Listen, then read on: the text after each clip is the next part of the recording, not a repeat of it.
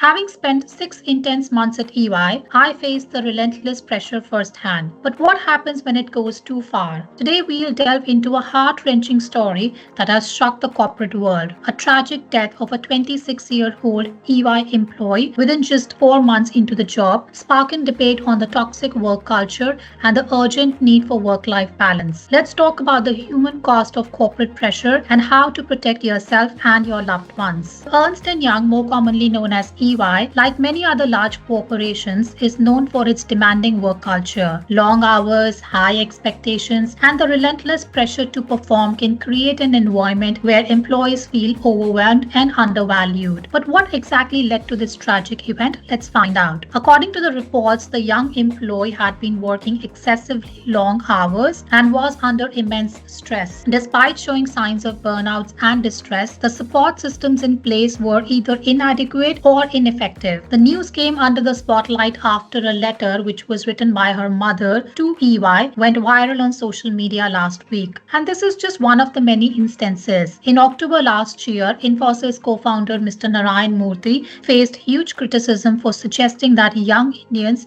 should work 70 hours per week to boost the country's economic growth. All these instances raises a critical question. Are companies doing enough to protect their employees' well-being? Now, experts argue that while companies like EY have policies in place to support employee well-being, the implementation, however, and the effectiveness of these policies are often lacking. The corporate culture, driven by profit and performance, can overshadow the importance of well-being. Research has shown that overwork leads to burnout, chronic stress, and even life-threatening conditions like heart disease. In India itself, work-related stress is one of the leading causes of health issues among young professionals. But overwork doesn't just impact our health, it hampers our personal growth too.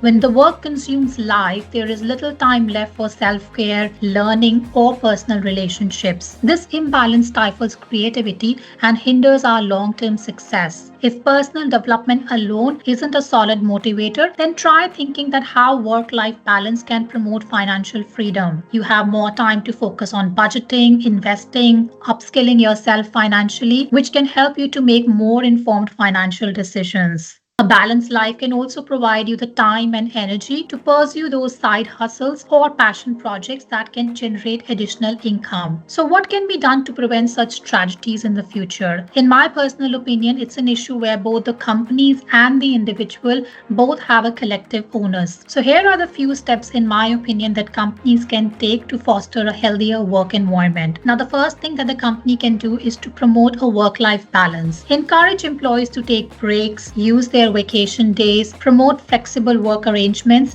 and set clear boundaries between work and personal life. The second thing is to provide mental health resources. Offer access to consulting services, counseling, mental health days, and stress management workshops. And most importantly, foster an open culture. Create an environment where employees feel safe to speak about their struggles without the fear of judgment. These initiatives aren't just nice to have, but they are must-have and essential for employee well-being. They are not just good to keep in the policies, but to actually ensure the implementation on the ground.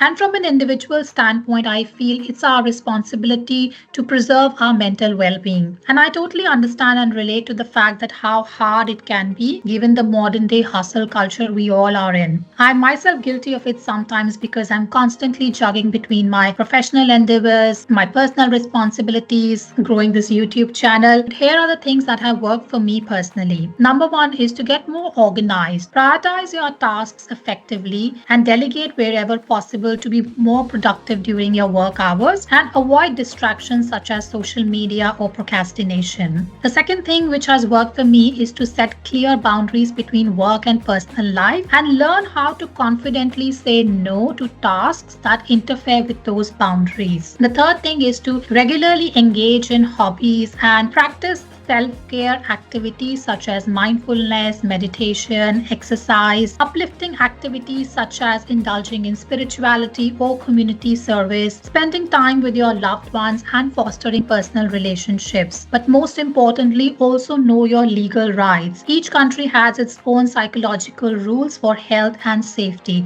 so ensure you're aware about those rules. And if you are someone who struggles to set clear boundaries at work or is unable to maintain healthy work-life balance, then you gotta take charge of your well-being. Otherwise, you might end up being the victim like this EY employee. I have detailed all these tips here.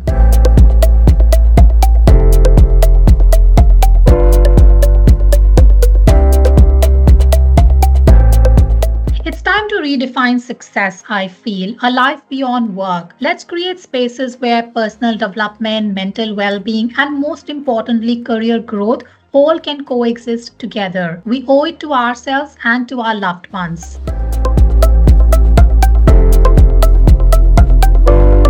So what's your take on this issue? Share your thoughts in the comments below and don't forget to like, share and subscribe for more content on personal development. Until I see you the next time, goodbye.